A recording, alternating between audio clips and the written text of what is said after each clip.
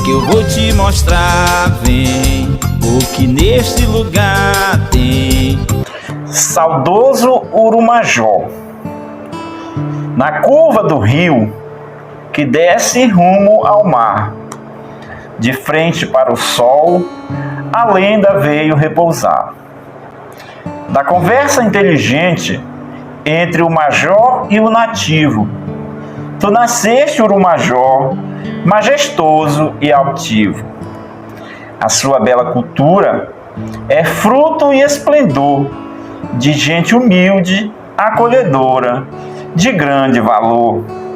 Valber Santos, segunda colocada do primeiro concurso municipal de poesia Urumajó de Todas as Palavras, ano 2015.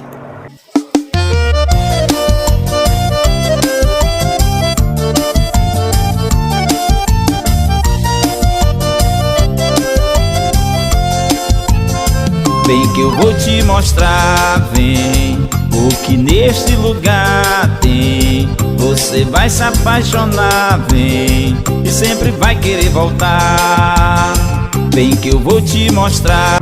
Olá, sou Abraão dos Teclados, idealizador do projeto Todo Lugar Tem Sua História, e seja bem-vindo a mais um vídeo aqui do canal. E no vídeo de hoje vou contar para vocês como se deu de fato o processo sócio-histórico da região Bragantina, focalizando especificamente as terras das margens do rio Urumajó.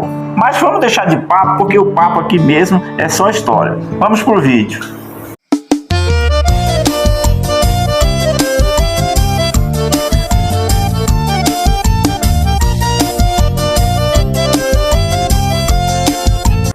Bom, então, já estou aqui com o professor Marcos Vinícius, mestre em História Social da Amazônia pela UFPA, professor da Rede Estadual de Ensino e também da Rede Municipal do município de Augusto Corrêa. E o teor da nossa conversa aqui hoje é sobre a presença indígena no território urumajoense nos meados do século XVII. Professor, seja bem-vindo. Muito obrigado, Abraão. É um prazer estar aqui com você, compartilhar um pouco, né, do que a gente estudou, do que a gente aprendeu sobre essa presença indígena, né, especialmente do que nós escrevemos no livro Memórias, Histórias e Memórias Urumajoenses. Professor, durante esses períodos aí, a presença indígena foi bastante constante aqui na região. Fale para nós sobre essa presença aí do...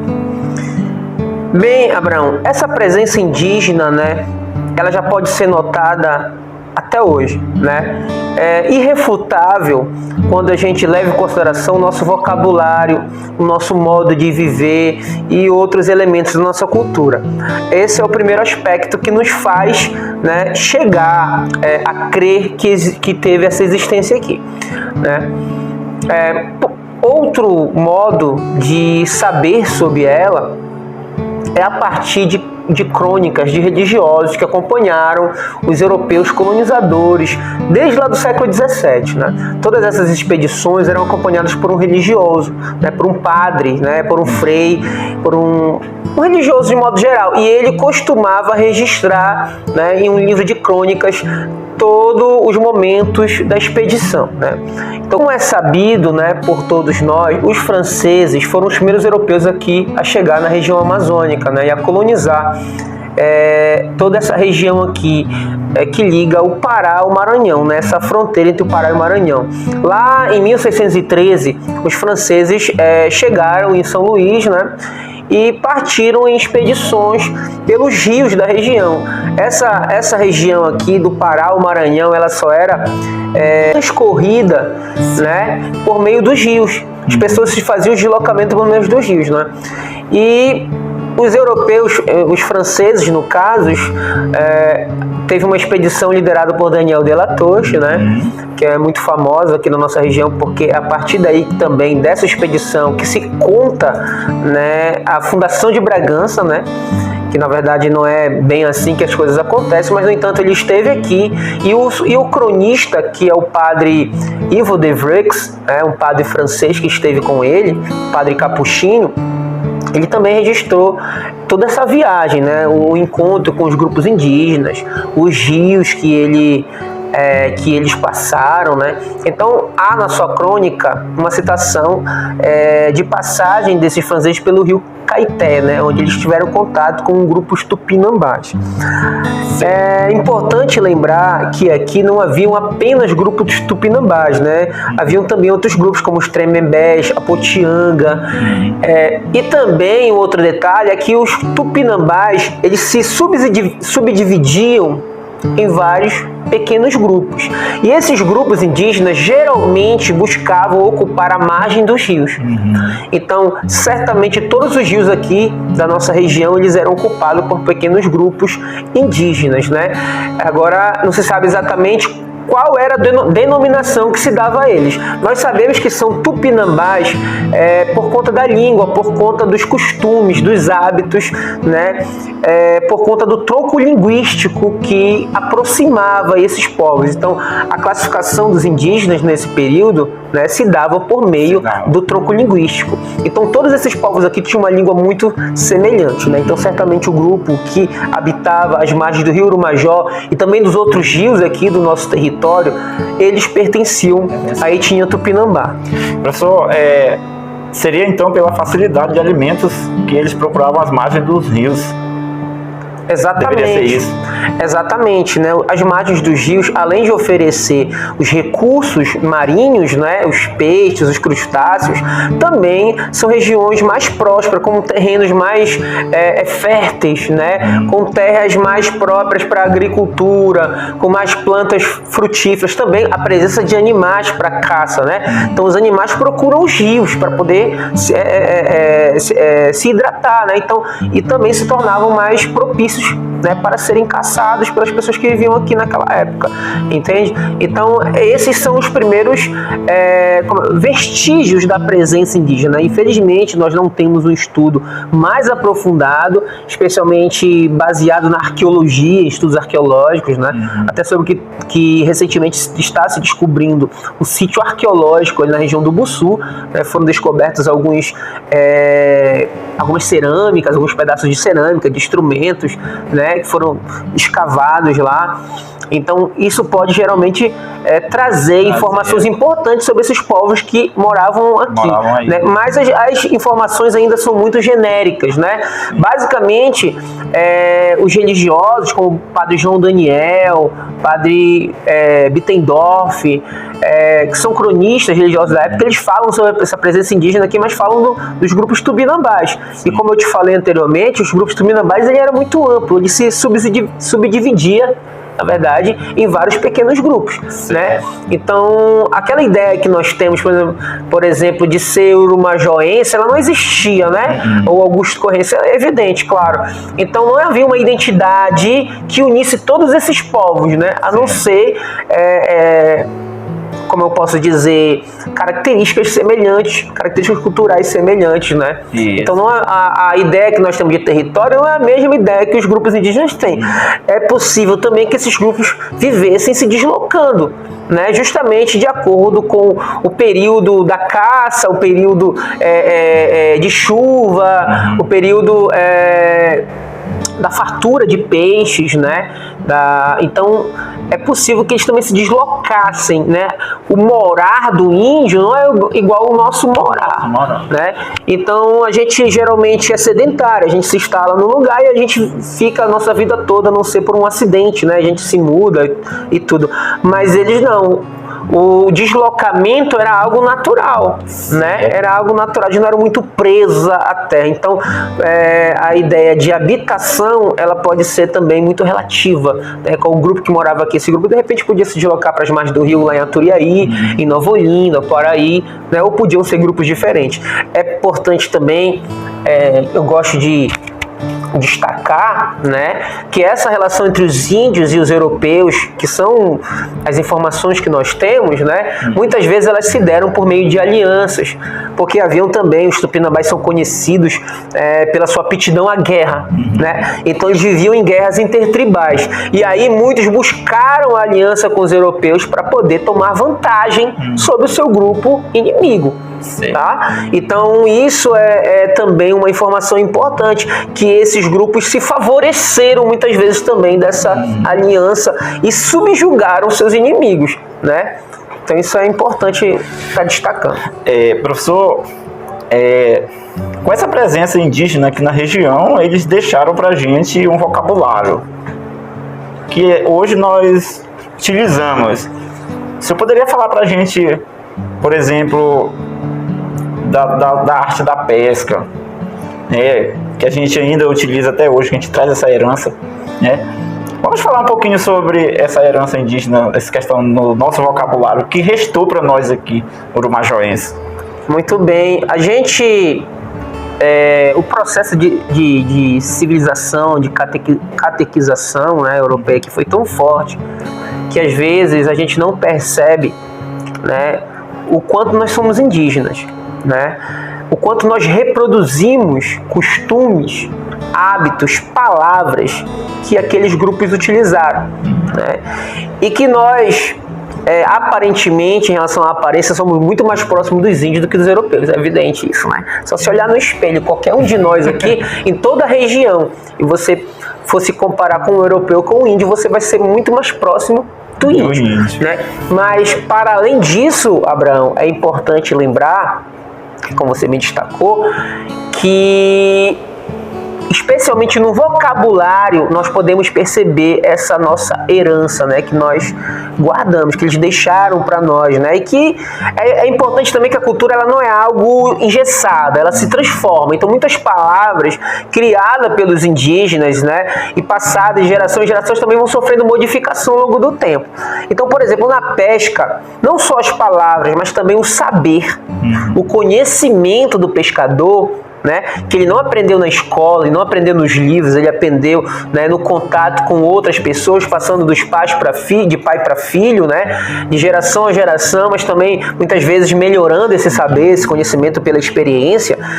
São saberes indígenas, saber aonde exatamente é o igarapé que deve ser tapado, né, qual é o tipo de peixe, qual é o utensílio que eu devo usar para pegar uma pescada, uma gurijuba, ou pegar um siri, né?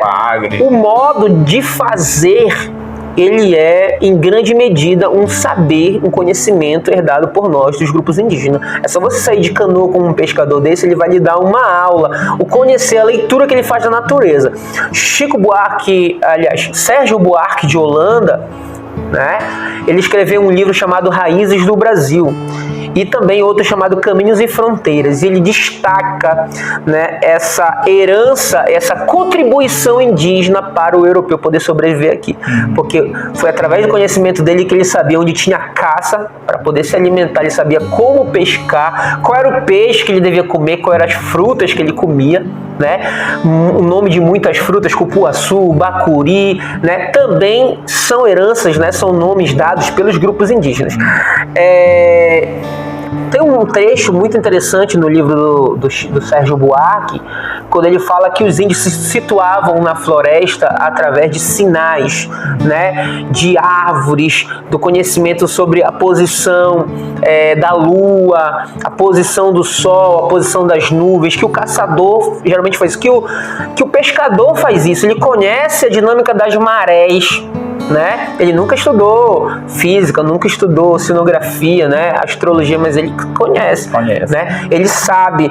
Então, a partir disso, ele sabe se localizar. Ele não se perde no manguezal, não se perde na floresta, no caçar, né? Ele sabe onde tem abelha, porque ele consegue observar. Os índios sabiam onde tinha mel, observando o movimento das abelhas, né? Sabiam onde tinha caça, observando as frutas, os rastros na floresta, a pegada do animal. Tudo isso são saberes indígenas. E que o nosso povo aqui ainda usa esse conhecimento, né? Em grande medida.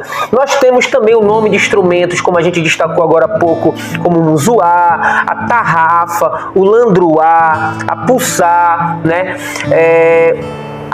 O cacuri, né, a muruada, são todas técnicas, né, que trazem, além do nome, o saber, o conhecimento indígena, né? Temos também o timbó, que é uma técnica, né, que é eu acho que é uma fruta, né? É uma planta. Uma planta que se joga, né, para os peixes ficarem desnorteados, e aí ele se aproveita e captura. A tapagem de igarapé, né, nas nascentes e tudo mais. Tudo isso são conhecimentos indígenas. O modo de fazer as canoas, né, o de governar as canoas. Os tecidos que se usa numa pescaria, como a cuia. Perfeito, exatamente. O remo. O remo. As pessoas não sabiam, não aprenderam isso na escola, né? As pessoas aprenderam isso, né, da herança, né, que é passado de pai para filho, de geração a geração. Muitos até frequentaram a escola, mas não foi isso que eles aprenderam na escola. Eles aprenderam na prática, né? Professor, o nome dos nossos lugares, das vilas, tem a ver com essa presença indígena? Exatamente. Muitos nomes, né, são nomes também de origem tupinambá. Existe o dicionário, né, de tradução tupinambá para o português, mas se você for observar, se você for fazer a pesquisa, você vai ver que alguns nomes apenas se aproximam daquele que nós estamos acostumados a falar. Por exemplo, o munzuá pode ser chamado de muzuá em um outro lugar, de repente pode tirar o N, porque ele sofre essas modificações de acordo com o lugar, né? Então, Emburaí, Aturiaí, Itapixuna, né, Anoirá, o próprio nome Urumajó, né, Jabutiteua, Cupim, Camarauaçu, também são todos nomes de origem indígena, né? Agora, a gente, para saber o significado de cada um, é preciso fazer uma pesquisa, observar lá no dicionário, né, Tupinambá, e a gente pode entender melhor. E muitos deles estão relacionados diretamente à riqueza que aquele lugar tem, né? Por exemplo, Jabutiteua, né, tem a ver com jabuti, né? A Juruteua, né, que é no caso da praia lá de Bragança, por conta do Ajiru, né? E outros nomes mais, né, que a gente pode, a partir disso, entender de onde surgiu aquele nome, né? O Urumajó também tem a ver, né, com um cesto de palha, feito de uma palha tirada daqui da nossa região, entendeu? Então, era uma região muito rica nesse tipo de palha, então por isso se deu o nome Urumajó, possivelmente, na verdade, né? Não se pode fazer afirmações. Tem um lendário, né?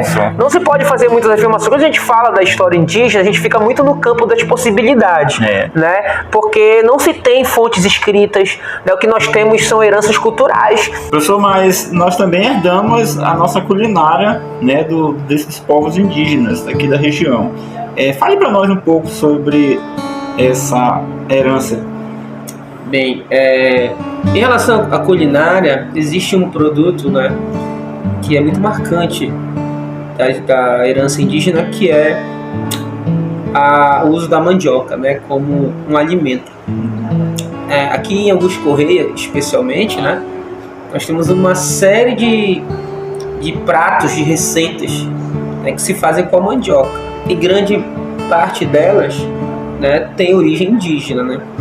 Primeiro, o próprio cultura da mandioca, né, a forma de plantá-la, né, de preparar o terreno, também a prática da chamada coivara, ela também é uma prática indígena, né, de queimar, né, e para poder hidratar a terra, né, para poder fertilizar a terra, depois plantio, depois colocar ela também para amolecer nos igarapés, né, o modo de preparo da farinha, né. Aí temos beiju, né? Temos o mingau de massa de mandioca, né? Temos uma série de alimentos que a própria mandicoeira, né? Que também é feita de outro tipo de mandioca, né? Mandicaba, né? Que é a mandicaba, exatamente. Então, que é uma bebida que tradicionalmente ela é feita, né? Na época de finados, né? Não sei exatamente qual é a relação que tem com os povos indígenas isso, né? Mas enfim, a bebida ela é de origem indígena, é um modo de preparo, existe toda uma técnica, né? Que você não pode fazer barulho, né? Quando tá fazendo, você não pode mexer ela de uma forma errada lá, então tem todo um modo de fazer, um modo de preparo. Está baseado também em algumas questões místicas, né? de crença e tudo mais. O tucupi em si, né, professor, que O uso- se utiliza para... Exatamente, o uso do tucupi, né, das ervas, da verdura que se usa nele, né, do jambu, tá? Então, todos esses pratos, né, eles guardam um pouco da herança indígena. Até o chamado avoado, né, o modo de preparo do peixe, né, o aviar o peixe, acredito até que essa palavra também ela tem origem indígena. Eles são modos de fazer indígena, né? Algumas frutas também, né? Geralmente muito consumidas aqui na nossa região. O consumo, né, de crustáceos, de frutos do mar, o modo de capturá-los e de prepará-los também tem muito a ver com essa herança, né, com esses saberes, esses conhecimentos aí que foram passados ao longo dos anos, né? Então, as próprias comemorações, né, em torno disso, as confraternizações que existem em torno dos alimentos, estão relacionados também com essa herança cultural. Uma coisa interessante, Abraão, só para finalizar aqui minha fala, que a nossa alimentação, né, que acontece durante o meio-dia e tudo mais, e logo em seguida a gente costuma descansar, deitar nas redes, né? E isso é uma prática cultural típica da Amazônia, né, da nossa região. E não só em Augusto Corrêa, claro, mas também aqui, né? Você costuma, geralmente, a cidade fecha, a cidade para depois do almoço, né? Os comércios param, as pessoas se recolhem, as pessoas deitam nas redes, né? E vão dormir. Que é uma prática também indígena. O indígena, ele...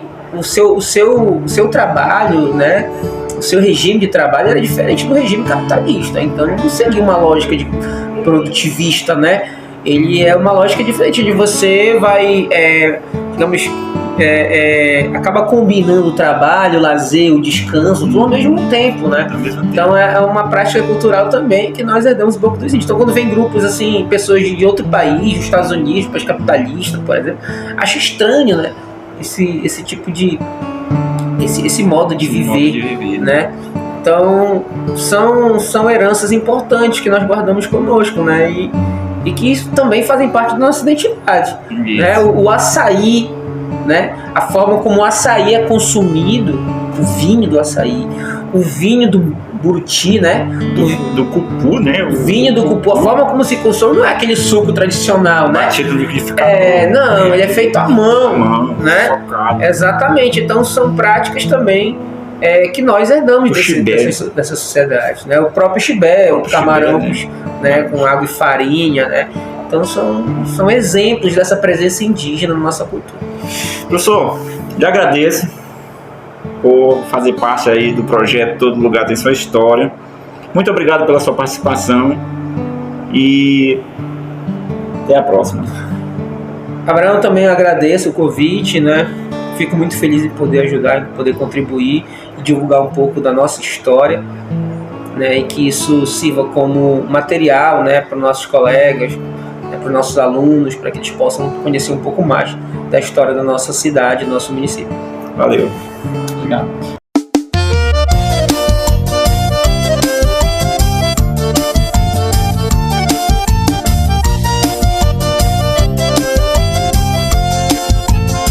Vem que eu vou te mostrar, vem.